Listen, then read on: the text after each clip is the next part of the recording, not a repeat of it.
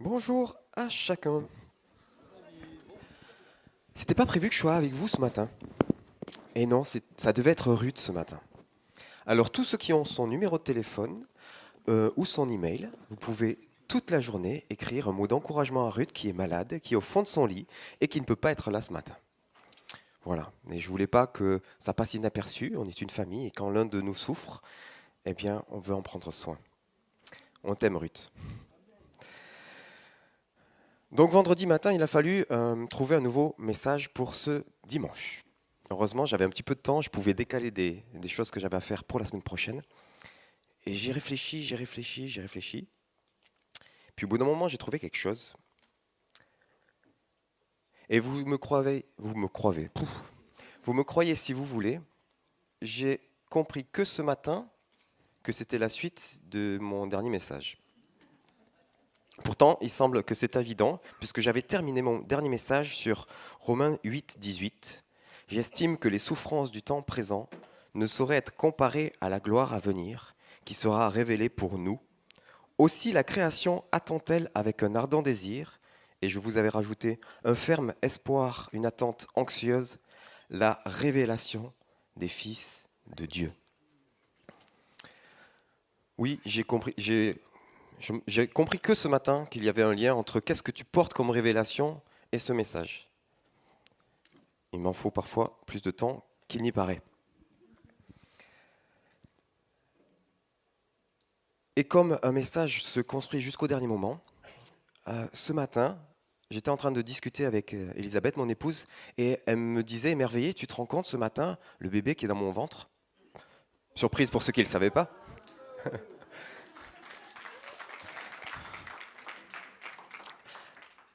Eh bien, il voit quand il fait jour et quand il fait nuit. C'est merveilleux quand même, il est dans le ventre, mais pourtant, il voit. Je dis, ben oui, c'est normal, les photons, ça traverse et tout. Et tout d'un coup, en disant ça, je me rappelle une vidéo que j'ai vue hier. Hier, j'ai vu une vidéo, c'est le genre de vidéo que je pourrais revoir dans un mois et revoir dans 3 mois. C'est une vidéo que je trouve merveilleuse. C'est un monsieur d'un certain âge, il doit être grand-père déjà. Et pour son anniversaire, il reçoit un cadeau particulier. Il reçoit une paire de lunettes. Et ces lunettes sont particulières, c'est que ce monsieur, depuis qu'il est enfant, depuis qu'il est né, il ne voit pas les couleurs comme vous et moi.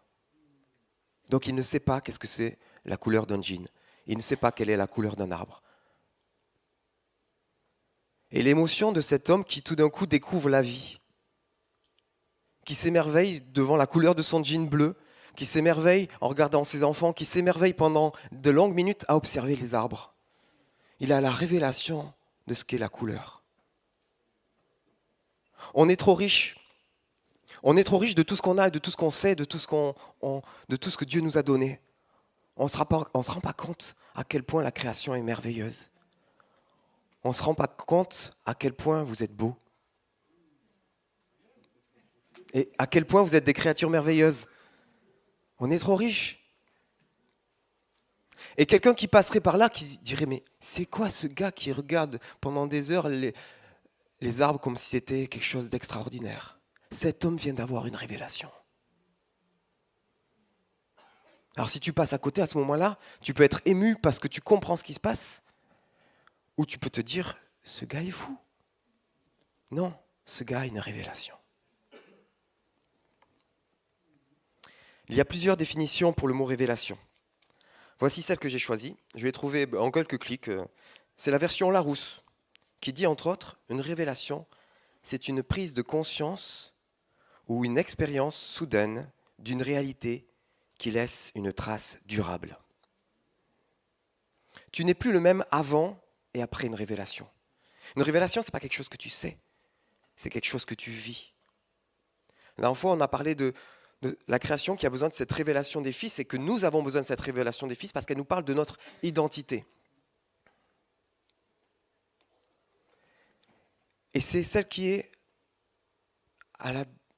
au début de notre histoire et de notre appel ici sur cette terre. Notre appel commence par découvrir, redécouvrir et avoir la révélation de cette situation que nous avons particulière d'être fils et filles de Dieu. Mais il y a plusieurs identités et plusieurs appel sur nos vies. En 1 Corinthiens 5 au verset 20, Paul nous affirme que nous sommes ambassadeurs de Dieu sur cette terre. Ambassadeurs de réconciliation. Les ambassadeurs dans l'Antiquité connaissaient le royaume d'où ils étaient issus, c'est normal. Et ils viennent, remplis de leur culture, porter la vision de leur roi, le roi qu'ils connaissent personnellement, puisque c'est lui qui personnellement les a choisis et les a envoyés. Il les connaît personnellement, il a une relation de confiance avec eux et il les envoie. Et cet ambassadeur, il porte les nouvelles et les projets de son roi. Si un ambassadeur arrive dans la cour d'un autre roi ou empereur, quelles sont les nouvelles de ton royaume? Qu'est-ce qui se passe aujourd'hui? Décris-moi ton royaume. Vous pourriez demander à un géographe de vous décrire le royaume de quelqu'un. Mais ce n'est pas la même chose de demander à un géographe qui connaît par le savoir la géographie d'un pays et demander à un ambassadeur qui vous parle de la géographie de son royaume. Parce que lui, il le connaît dans ses entrailles, il les a traversées, il les maîtrise. Elles font partie de lui.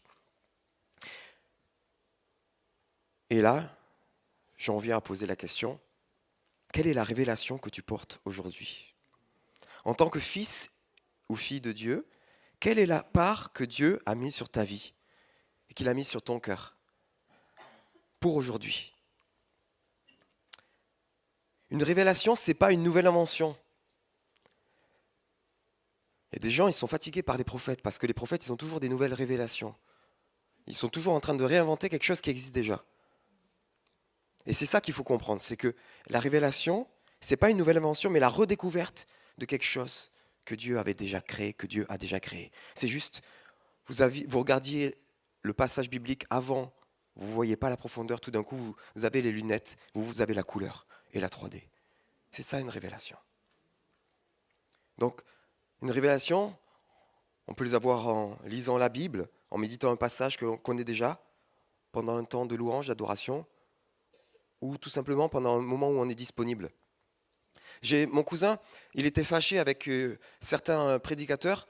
C'est les prédicateurs qui arrivent et qui disent, ça l'énervait comme pas possible, j'étais sous la douche et Dieu m'a parlé. C'était pour lui les prédicateurs de la révélation du pommeau de douche. C'était quelque chose d'insupportable. Et en fait, je lui dis, mais en fait, tu sais pourquoi? Malheureusement, chaque fois, ils ont leur révélation sous le pommeau de douche. C'est que c'est le seul moment où Dieu les trouve disponibles.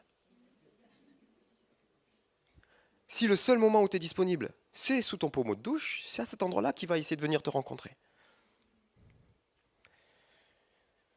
Je vous rassure, vous n'aurez pas mes révélations sous le pommeau de douche, pour la simple et bonne raison que sous le pommeau de douche, j'écoute des blagues, donc je ne suis pas disponible à ça. Je me détends pour être pleinement disponible à ma famille en suivant. Mais c'est gênant. On change de sujet. Vous voyez pourquoi c'est gênant quand les prédicateurs viennent nous dire qu'ils ont eu une révélation sous le pommeau de douche? Bref, passons. Donc nous pouvons avoir ces révélations dans ces temps particuliers, en lisant la parole, en méditant un passage qu'on connaît déjà, pendant un temps de louange ou d'adoration. Qui est concerné par ces révélations? On est dans un réseau d'églises qui affirme que les 5 ministères sont toujours d'actualité, que ces ministères ne sont pas l'apanage de quelques-uns, mais que tous les disciples doivent grandir selon l'identité et les dons qui leur ont été donnés, au bénéfice et au service de tous, dans l'Église comme dans la société. D'après cette compréhension, les ministères ne sont pas des titres ou des fonctions, mais des identités. Je vous ai parlé déjà de comment on pouvait reconnaître la couleur qui était la nôtre ou de quelqu'un d'autre dans ce domaine, par exemple si nous nous positionnons comme parents, ou si nous imaginions comme parents pour ceux qui ne le sont pas encore. Par exemple, si je suis pastoral, je vais vouloir que mon enfant comprenne ses émotions, celles des autres, et qu'il soit en capacité de les accueillir, de les comprendre et de guérir des épreuves de la vie. Si je suis plus enseignant, je vais vouloir que mon enfant connaisse la parole, afin qu'il ne puisse pas être un enfant qui s'envole par toutes sortes de doctrines. Si je suis prophétique, je veux que mon enfant ait des rêves pour qu'il puisse apprendre à écouter la voix du Père, ce que Dieu a à dire pour sa vie. Si je suis évangéliste, je veux que mon enfant puisse connaître le plan du salut et qu'il puisse témoigner auprès de ses camarades, autant que la laïcité imposée dans nos écoles lui permette. Et puis si je suis apostolique, je vais vouloir que mon enfant puisse grandir dans la découverte de son appel, de son identité, pour pouvoir être une réponse de Dieu dans sa génération. Laquelle de ces 5 facettes a le plus besoin l'enfant? Aucune. Il a besoin de toutes ces facettes. Et là, j'ai parlé que de 5 ministères, mais il y a plein de dons. Et nous avons besoin de la construction de tous ces dons. Le corps grandit quand chacun des dons est mis au service, quel que soit le don. Nous avons besoin de l'ensemble et de la complémentarité de chacun des ministères. Et notre société également a besoin d'être rencontrée par le ministère de l'Église. C'est pourquoi Paul, dans sa lettre aux Romains, nous interpelle. Romains 10, 13 à 15. « Car quiconque invoquera le nom du Seigneur sera sauvé. Mais comment donc invoqueront-ils celui en qui ils n'ont pas cru? Et comment croiront-ils en celui dont ils n'ont pas entendu parler? Et comment en entendront-ils parler s'il n'y a personne qui prêche ?» Ah, ça veut dire que c'est pour les prédicateurs. Ok, on suit. « Et comment y aura-t-il des prédicateurs s'ils ne sont pas envoyés? Selon qu'il est écrit qu'ils sont beaux les pieds de ceux qui annoncent la paix, de ceux qui annoncent la bonne nouvelle. » Qui sont ceux qui sont envoyés? Acte 2, verset 4. « Ceux qui avaient été dispersés allaient de lieu en lieu, annonçant la bonne nouvelle de la parole. » Oh ben ça devait certainement être les apôtres, ça. Eh bien faux. Juste avant, acte 2, verset 1. « Et il y eut ce jour-là une grande persécution contre l'église de Jérusalem. Et tous, excepté les apôtres, se dispersèrent dans les contrées de la Judée et de la Samarie. » Qui sont ceux qui portent la bonne nouvelle? Ceux qui sont envoyés. Qui sont ceux qui sont envoyés? Tous.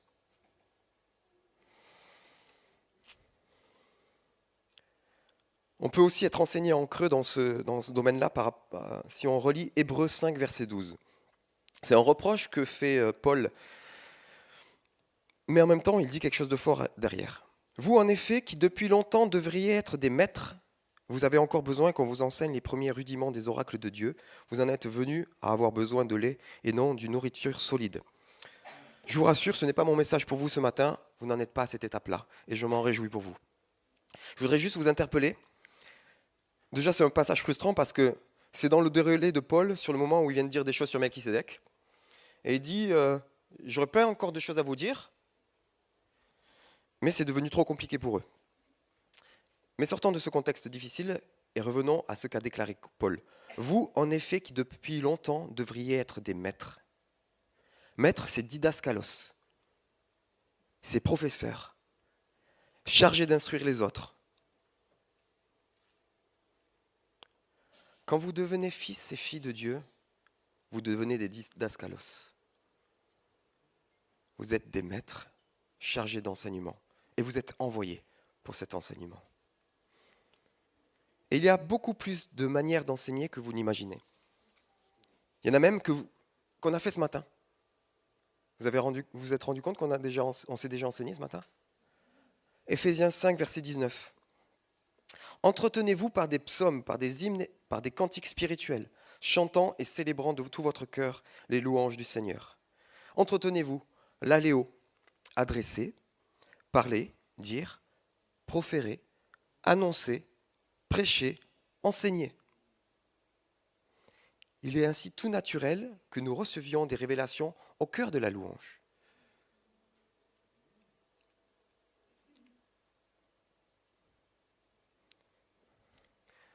Je me rappelle, j'ai fait régulièrement des chantiers avec une artiste, peintre, qui a fréquenté notre assemblée pendant un moment, puis elle a déménagé. C'est une artiste peintre qui est capable de faire des choses magnifiques. Dieu lui a donné des talents incroyables. C'est Sandrine Vestris, pour ceux qui la connaissent. Et moi, ça me faisait toujours plaisir, les chantiers où elle était là, parce qu'elle devenait la chouchou de tous les artisans. Pourquoi? Parce qu'elle était pleine de bonne humeur. Elle arrivait pour peindre. Et elle, dans ses oreilles, c'était du gospel, et elle chantait toute la journée.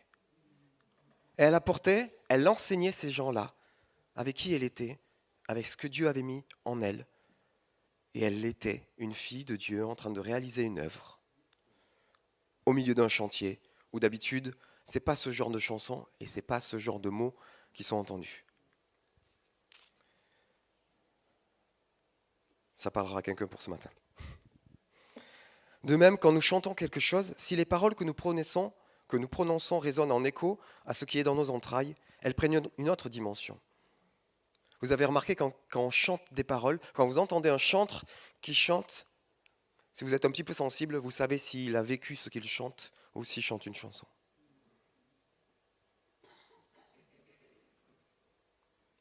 Je ne vais pas plus loin. Je garde ça pour l'équipe Lève, on pourra en reparler. Tout le monde peut chanter les attributs de Dieu, mais ça n'a pas la même dimension si vous avez connu cette facette de Dieu ou pas.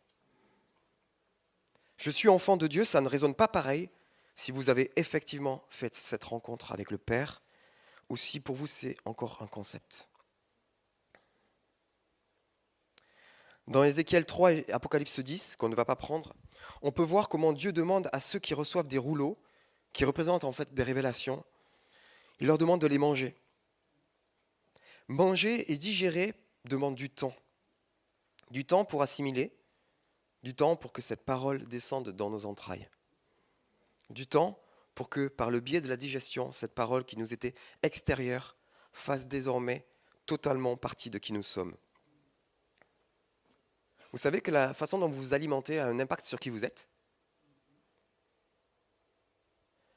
Chez les abeilles, à la naissance, les larves sont toutes identiques. Désolé pour ceux qui ont déjà entendu cette anecdote. C'est pas grave. Ce stade dure 5 à 6 jours. Et pendant ce temps, les futures ouvrières vont recevoir comme alimentation de la gelée royale durant 3 jours, puis un mélange de miel et de pollen. La future reine, elle, va être nourrie de gelée royale durant tout le stade larvaire et continuera à s'alimenter de cette gelée royale pour le reste de sa vie. Ce qui fait la différence entre une reine et une simple ouvrière, c'est le temps pendant lequel elle a été alimentée de gelée royale. Quelle est ta gelée royale? Est-ce que tu vas t'alimenter de cette gelée royale au début de ta conversion, au début de ta vie chrétienne, ou est-ce que tu vas t'alimenter de Christ au fur et à mesure de ta vie? Est-ce que tu te nourris de Christ ou est-ce que tu te nourris de ce que le monde a à t'offrir? Luc 6, verset 45, car c'est de l'abondance du cœur que la bouche parle. De quoi est-ce que tu nourris ton cœur? De quoi est-ce que je nourris mon cœur? Quel est l'aliment principal que je lui propose chaque jour? Est-ce un aliment choisi? Est-ce que c'est un aliment subi? Est-ce que je me laisse porter par les flots ambiants, par les mauvaises nouvelles, des informations continues, par ce qui se raconte sur les réseaux dits sociaux, par les discussions anodines et les potins qui circulent autour de nous? De quoi est-ce que je m'alimente? Christ a les paroles de la vie. Christ est notre gelée royale. Mais est-ce que mon alimentation, elle est directe ou seulement au travers des autres? Est-ce que je vais directement à la source de cette parole de vie ou est-ce que je me contente de ce qui infuse dans nos cultures chrétiennes, dans les messages que je peux entendre, dans les chants qui ont pu être composés? Un jour, alors que je m'étais donné pour tâche de composer un chant, me vient un refrain qui me semblait bien. Et j'étais content de moi. Et lorsque Dieu me dit, mais c'est pas mal, mais est-ce que ça parle vraiment de moi? Est-ce que tu peux trouver cette notion dans ma parole? Je pouvais citer un chant d'un autre compositeur chrétien qui avait utilisé ce terme-là, mais j'étais incapable de le trouver dans la parole. Ce fut une leçon cuisante pour moi. Si je voulais sérieusement pouvoir composer des chants pour Dieu, il n'allait pas falloir que je me contente d'une infusion de sa parole, mais que j'aille me plonger régulièrement à la source. Et si ce qu'on chante nous enseigne, vous comprenez l'importance que ce que l'on chante soit issu vraiment de la parole. La révélation te transforme. Tu n'es plus le même et ton impact sur ton environnement change. Tu deviens porteur de cette révélation et tu peux devenir contagieux. Mais il n'y a pas que des révélations que l'on doit porter pour la société. Il y en a aussi parfois que l'on doit porter pour l'Église. Est-ce qu'il vous est déjà arrivé d'avoir une révélation, mais au moment de vouloir en parler aux autres, dans l'Église ou avec d'autres chrétiens que vous connaissez, vous avez l'impression de ne pas être compris ou pas être comprise? Ou bien vous avez ce sentiment que les mots que vous dites ne font pas réagir vos interlocuteurs comme vous le pensiez. Ils n'ont pas la même puissance que vous avez vous-même ressenti. Les mots qui sortent de votre bouche font tressaillir votre cœur, alors que de son côté, le visage de votre interlocuteur reste au minimum impassible, au pire exprime des sentiments quelque peu différents, voire opposés aux vôtres. Avoir une révélation, c'est comme tomber amoureux. Ce n'est pas quelque chose que vous avez choisi. Ça vous est arrivé comme ça, au détour d'un verset ou à n'importe quel autre moment. Vous ne l'avez pas choisi. Cependant, vous pouvez chercher les bonnes conditions. De la même façon qu'il y a plus de chances que votre cœur chavire au contact d'une autre personne quand vous êtes au milieu d'autres personnes, plutôt que si vous restez seul dans votre appartement. De la même façon, il vous faudra vous mettre au contact régulier de la parole de Dieu, écrite comme vivante, pour recevoir, entre guillemets, une révélation. Et restons donc sur cet exemple d'être amoureux. Si vous allez voir quelqu'un pour lui parler de ses sentiments, ceux qui actuellement sont aussi amoureux vont accueillir les sentiments que vous vivez.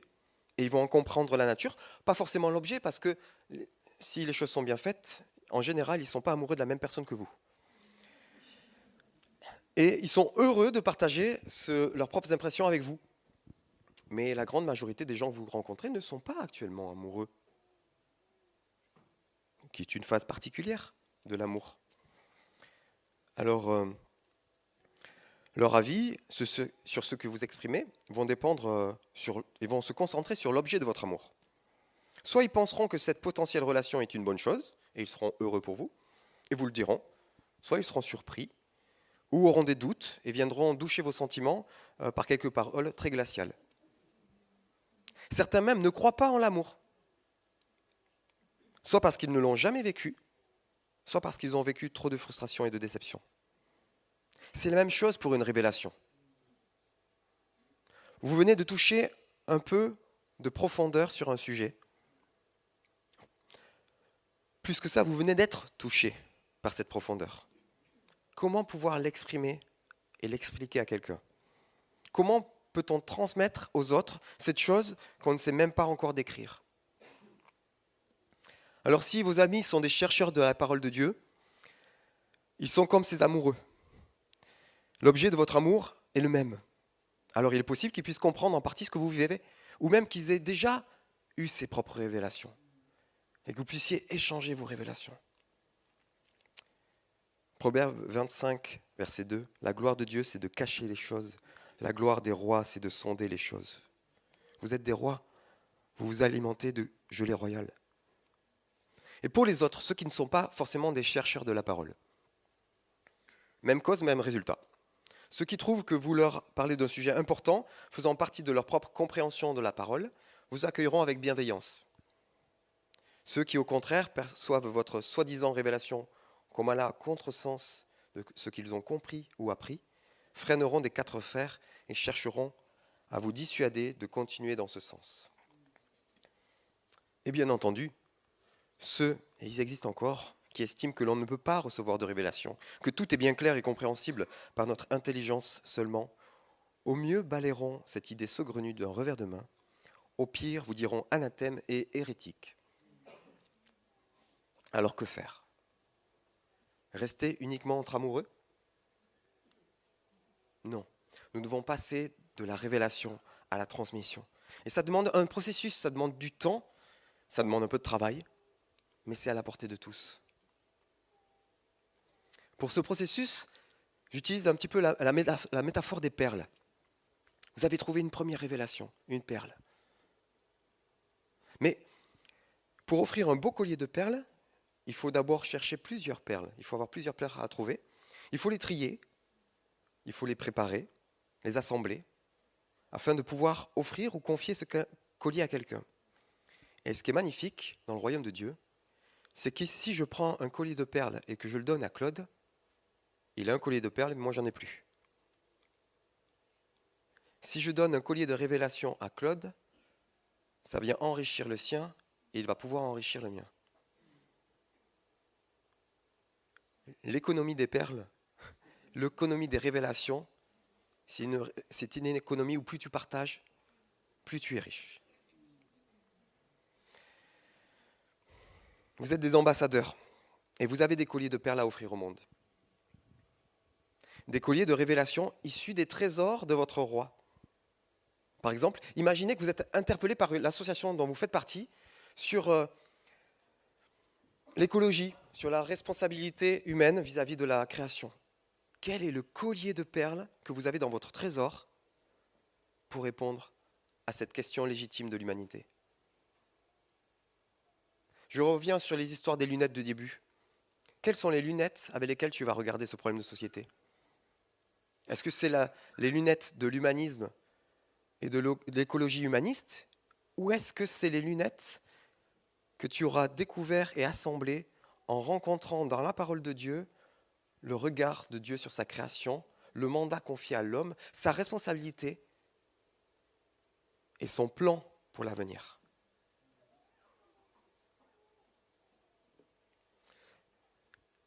Les perles ne sont pas faites pour rester seules, je vous l'ai dit. Elles sont faites pour être mises en collier. Avant de faire un collier avec une perle, il va falloir la nettoyer, la polir, percer un trou, passer le fil. Pareil pour les révélations. Il va falloir enlever les impuretés et les associer à d'autres. Si je regarde le sujet de l'environnement et de l'écologie, qui touche en réalité deux sujets. Il y a celui de la création et le mandat que Dieu a placé en l'homme. Le plan de Dieu pour sa création, son plan de rédemption à notre place et notre place dans celui-ci. Il y a des perles à ce sujet, vous allez les trouver dans la Genèse. Il y en a dans l'Apocalypse. Il y en a dans d'autres passages. Toute une série de perles qu'il va falloir assembler pour avoir un positionnement d'ambassadeur qui connaît les lois, les règles, et dont la première qui est celle de la grâce, les lois et les règles du royaume dont il vient et qu'il représente. Et sur ce sujet comme sur d'autres, ce n'est pas la révélation de la parole qui dirige nos actions et nos positions. Parce que si ce n'est pas la parole, je reprends, j'ai fourché, je reprends. Et sur ce sujet comme sur d'autres, si ce n'est pas la révélation de la parole qui dirige nos actions et nos actes, ça sera n'importe quoi d'autre. Un homme a dit un jour, ne pas croire en Dieu, c'est pas croire en rien, c'est croire en n'importe quoi. Ne pas connaître la vision de Dieu sur un sujet, c'est pas ne pas avoir de vision, c'est risquer d'avoir n'importe quelle vision. Et même parfois, on a juste pris une perle et on voudrait en faire un collier. Vous savez, avec cette assemblée, on est engagé dans les œuvres sociales dans la cité et on est en lien avec d'autres qui sont aussi engagés dans la cité. Et on se retrouve entre croyants et on échange sur notre vision par rapport à ce qui est et les solutions pour la société aujourd'hui. Et par exemple, je discutais avec un ami et on parlait des solutions pour l'alimentation. Et il était très intéressé par une expérience qui est faite dans une autre ville. Allez, je raconte. Ça parle de la sécurité sociale de l'alimentation. C'est une très belle idée à la base.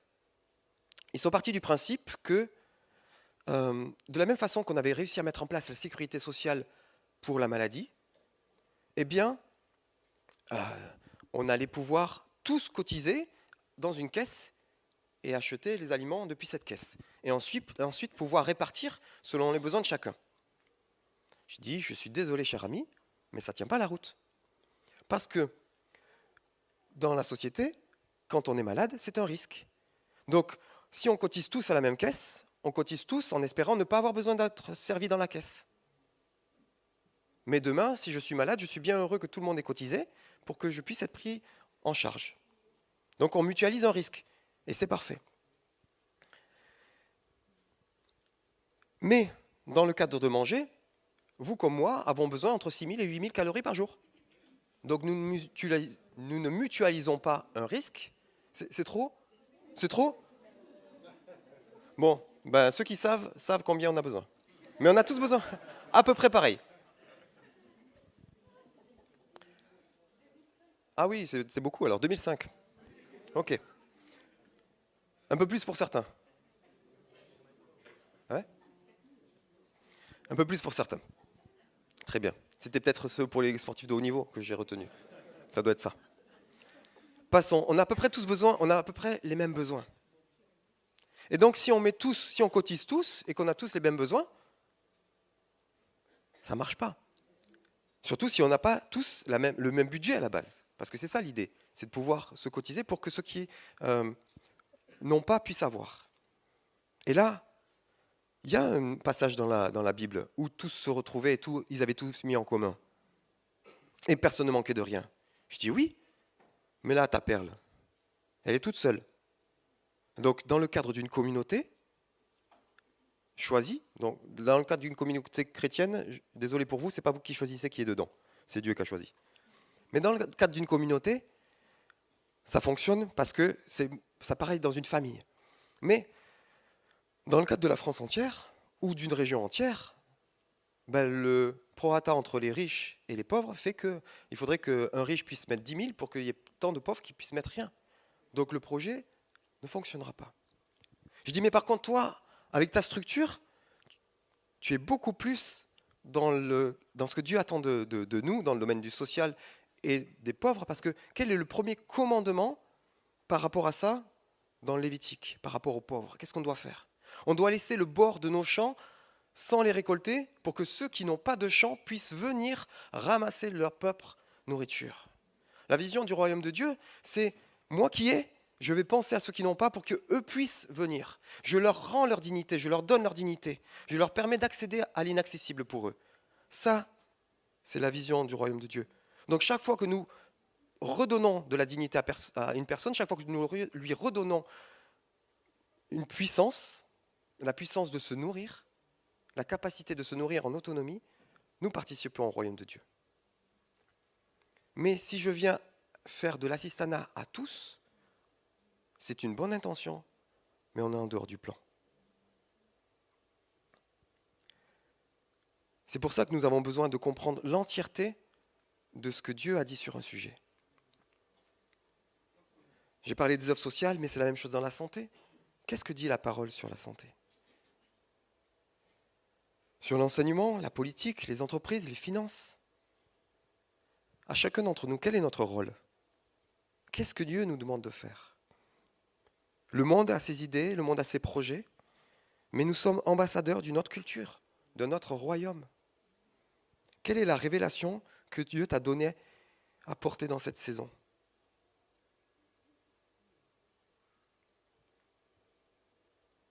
Quelle est la vision par rapport à ton travail qui est particulière parce qu'elle vient de ce que Dieu t'a donné, de ce que Dieu t'a confié? Est-ce que nous allons juste travailler parce que c'est ce qu'il faut pour payer les factures et c'est juste et c'est légitime? Mais est-ce que Dieu n'a pas un plan au-delà pour nous? Est-ce qu'au-delà de notre implication dans le club du 3e âge de notre quartier, est-ce que c'est juste une activité ou est-ce que Dieu a un plan pour moi dans ce lieu? Est-ce que dans la petite mamie qu'il m'a confiée, qui m'a mis à cœur et que je vais voir régulièrement parce que sinon personne ne va la voir, est-ce que je suis juste en train de m'occuper d'une personne ou est-ce que je suis en train de réaliser le plan de Dieu pour ma vie? Quelles sont les lunettes que je porte? Quelle est la révélation que je porte de la part du Père pour les endroits où il m'a envoyé? Et est-ce qu'il me demande juste de porter dans ma vie, dans mon entourage, quel est mon champ? Quel est mon champ de lentilles? Le champ de lentilles, vous savez, ça fait référence à ce soldat qui fuyait devant les Philistins, qui a vu un champ de lentilles et qui s'est posté devant Et alors qu'ils fuyaient et qu'ils étaient en train de perdre, à partir de ce moment-là, il est devenu plus fort parce qu'il protégeait quelque chose qui lui avait été confié. Quel est le champ de lentilles que Dieu t'a confié? Dans ton foyer, dans ta famille, dans ton quartier, dans les lieux où il te place. Est-ce que tu es là juste pour passer le temps ou est-ce que tu es là pour être ambassadeur à cet endroit-là?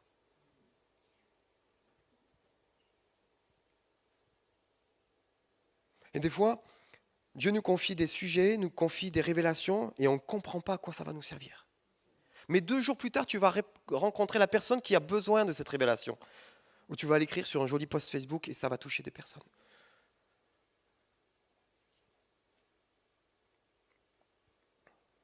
Accueillons les révélations. Mais pour accueillir les révélations, il faut qu'on puisse se présenter dans des lieux où on puisse rencontrer cette révélation. Il faut qu'on soit présent, que Dieu ne soit pas obligé de nous poursuivre jusqu'à sous notre pommeau de douche. Je ne sais pas vous, mais moi quand j'étais petit, j'entendais souvent qu'il y avait des règles, il fallait faire son culte personnel tous les jours, il fallait lire la parole tous les jours. On s'était trompé de but. Le but n'était pas d'avoir un culte personnel chaque jour. Le but, c'était la personne qu'on allait rencontrer pendant ce temps. Le but n'était pas de lire la parole tous les jours. Le but, c'était d'être en contact avec la parole vivante, que je peux trouver aussi au travers de la parole. L'objectif n'est pas le temps que je vais passer. L'objectif, c'est qui je vais rencontrer.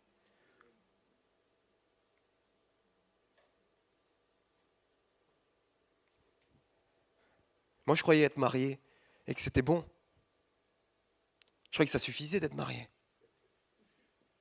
Mais pour que notre relation grandisse, j'avais besoin d'arrêter plus tôt le travail pour qu'on puisse prendre un temps de cœur à cœur tous les soirs, ensemble. Pour pouvoir se partager des choses, pour pouvoir échanger. Et des fois, on n'a pas grand-chose à se dire parce qu'on s'est tout dit la veille. Et il ne s'est pas passé grand-chose dans notre vie ce jour-là. Mais il se passe quelque chose. Ce qui compte, ce n'est pas que tous les soirs, je rentre à l'heure pour le café. Ce qui compte, c'est que tous les soirs, j'ai ce temps de cœur à cœur avec mon épouse. Ce qui compte, ce n'est pas que j'ai pu lire la Bible en une seule année parce que j'ai bien tenu mon calendrier. Ce qui compte, c'est que je puisse le rencontrer régulièrement, lui. Que ce soit au travers de temps de louange, que ce soit au travers de la parole. Et puis peut-être que Dieu attend de toi un livre. Peut-être que Dieu attend de toi des jolis posts Facebook. On ne sait pas. Peut-être que Dieu attend de toi que tu rencontres d'autres personnes qui fabriquent des colliers. Et puis il y en a au milieu de vous, je sais, qui vont me dire, oui, mais moi j'ai trop de révélations, je ne sais pas quoi en faire, j'ai trop de paroles, je ne sais pas quoi en faire. Bon, on a une formation pour ça. Peut-être qu'on va la relancer.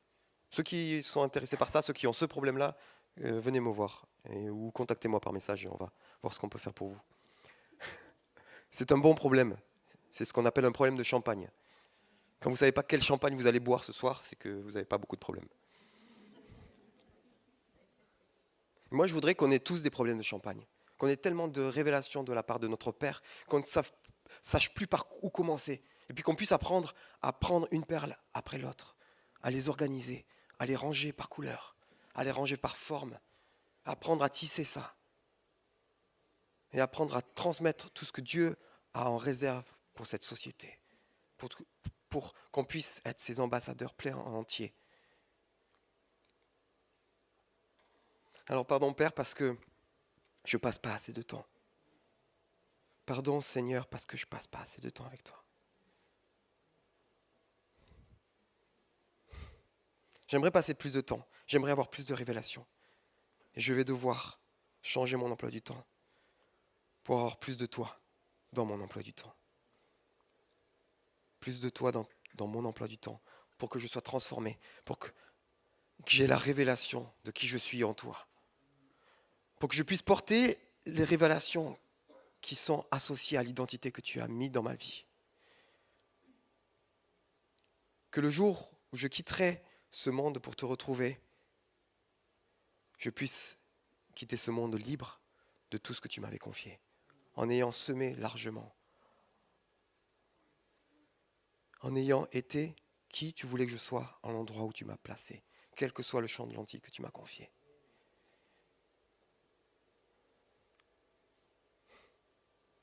Seigneur, merci parce que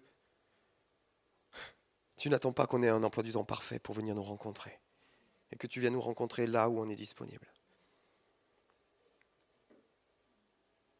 Apprends-nous aussi à rester disponible à ta présence pendant qu'on travaille, pendant qu'on est dans le métro, pendant qu'on est en discussion avec les autres. Apprends-nous à prendre conscience que tu ne nous quittes jamais. Tu n'es pas caché dans un lieu qu'on doit aller visiter. Tu es en nous, tu es autour de nous. Apprends-nous à avoir cette hygiène de vie, de nous rendre compte, d'accepter et de prendre conscience que tu es là, présent parmi nous à chaque instant. Tu ne nous quittes pas. Tu n'es pas exclusif à un temps particulier. Tu es exclusif à notre vie. Tu es dans notre vie. Et tu ne veux pas nous quitter. Alors viens à notre rencontre. Viens nous rencontrer, viens nous réveiller, que nous prenions conscience que tu es déjà là et que tu as des révélations que nous devons porter dans cette société. Merci Père, parce que tu nous as créés pour un but. Merci Jésus, parce que tu nous as sauvés, que tu nous as ramenés au Père. Et merci Saint-Esprit, parce que tu nous équipes à chaque instant. Amen.